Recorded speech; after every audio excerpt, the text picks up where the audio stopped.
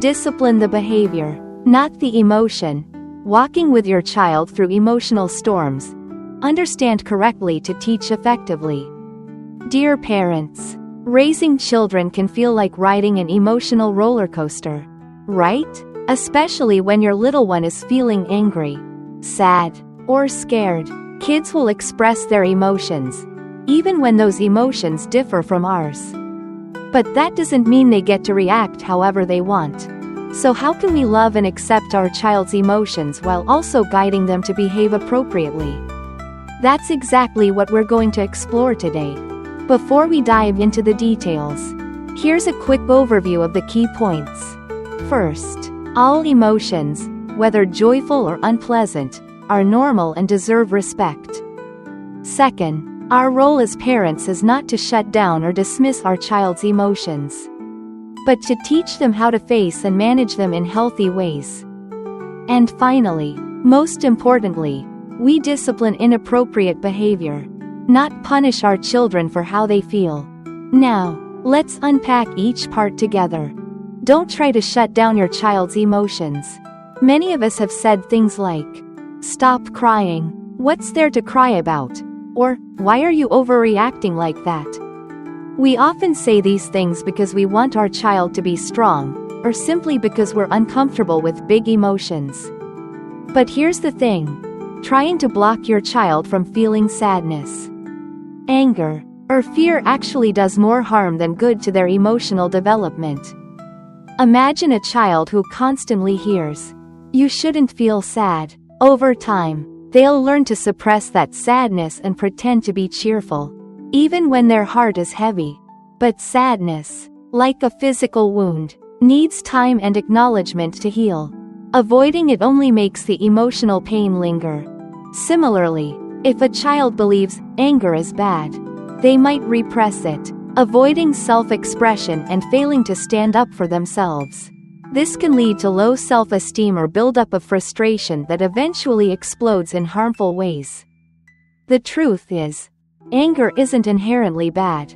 It signals that something's wrong. Maybe a boundary was crossed or a need wasn't met. What really matters is how your child chooses to express that anger. Will they yell and hit? Or will they learn to speak calmly about their frustrations? So our goal isn't to change how our child feels, but to guide them in how they express those feelings. Let's avoid phrases like, "Stop overreacting," "Don't lose your mind over such a small thing," "Stop crying, it's nothing," "Why are you scared?" "That's silly," "Don't be such a baby," "That's such a silly thing to worry about." These phrases unintentionally tell your child that their emotions are wrong or unacceptable. Instead, let's show them we understand how they feel, and that we're here to help them get through it. Separate emotion from behavior. Emotions are okay.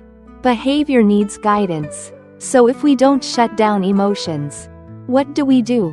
The next important step is to clearly distinguish between emotion and behavior. These are two totally different things. Emotions are what's happening inside your child: anger, sadness, disappointment, fear, joy. They're natural reactions to life's events. Behavior is how your child expresses those emotions outwardly: hitting, yelling, breaking things, throwing tantrums, or maybe speaking calmly, seeking a hug, or taking a break to cool off. For example, feeling angry is an emotion. Hitting a sibling because of that anger is a behavior, and it's not acceptable. Feeling sad because they can't go out to play is an emotion. Screaming and throwing themselves on the floor is a behavior, and it needs to be corrected. Instead of forcing your child to stop crying or calm down immediately, focus on teaching them skills to manage those tough feelings. You might say, "Mom, Dad knows you're really angry because your friend took your toy. You're allowed to be angry, but you can't hit. Next time, you can say, 'Give it back, please,' or 'Come ask an adult for help.'" Your child needs to understand that all emotions are okay, but they are responsible for the choices they make in expressing them. Helping your child identify, name, and understand their emotions, and respond appropriately, is crucial for developing emotional intelligence. Research shows that emotionally aware children tend to do better in school and build stronger relationships with peers and teachers. Teach children how to handle tough emotions, equipping them to face the negative. Many parents mistakenly believe that raising a strong child means teaching them to feel nothing, not to be sad, not to fear. But real emotional strength comes from being able to recognize and deal with emotions, not from avoiding them. Studies show that when parents regularly talk about emotions and name feelings with their children, both parties gain a deeper understanding of each other's inner world. Let your child know they're capable of handling emotions like worry or fear. For instance, if your child is nervous about presenting in front of the class, don't say, "Why are you scared? That's silly." Instead, acknowledge their fear. "Mom, Dad sees that you're nervous. And your heart is beating fast. That's totally normal," before doing something important. Then teach them tools to cope: deep breathing, thorough preparation, or imagining they're talking to close friends. With the right tools, they'll feel ready to take on the challenge. But if we constantly tell them worry is bad, they'll learn to avoid anxiety-inducing situations altogether, and miss out on chances to grow. Also, show your child that negative emotions are a normal part of life, and that sometimes we act contrary to how we feel. Be a role model. Share stories like, "There are days when Mom, Dad feels really tired or upset, but we still go to work and treat others kindly." This teaches kids that emotions don't control us. We have the power to choose our actions.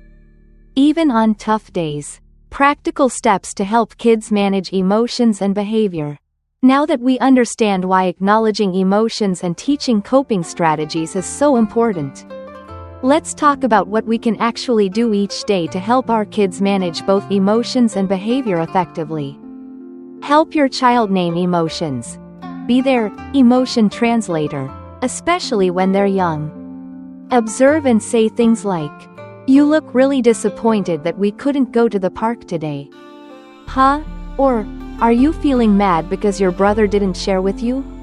Naming emotions helps them recognize what's happening inside. Teach healthy coping skills. Don't wait until your child has a meltdown. Proactively teach ways to calm down. Maybe you set up a calm corner with books, drawing supplies, or stuffed animals. Teach them, when you're sad, you can color here, or, if you're mad, try running in the yard for a bit. Give them control over their responses. Help your child see how their reactions affect their experience. If they're sulking in their room, sadness might linger. Offer gentle alternatives. "I know you're sad, but sitting here alone might make it worse. Want to play a board game together to feel better?" Discipline behavior, not emotions. This is key.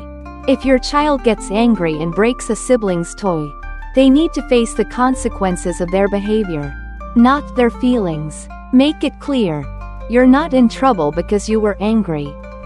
Anger is okay, but breaking your sibling's toy is not. And that breaks our family rules. Don't let emotions become an excuse. Kids might say, "I can't do homework because I'm sad." Unless it's a serious emotional crisis, like a death in the family. Don't let feelings justify avoiding responsibilities. Hold them accountable while also helping them understand and work through the emotion. Conclusion. So there you have it. We've walked through the key steps to help children understand and manage their emotions in healthy, constructive ways. Remember, this journey takes patience, love, and lots of understanding. Be your child's safe, reliable companion. Help them see that all emotions are valid, but not all behaviors are acceptable. By doing this, we're not only improving their behavior, we're also equipping them with lifelong emotional skills that will help them grow into confident, resilient individuals. Wishing you lots of success and joy on this incredible parenting journey.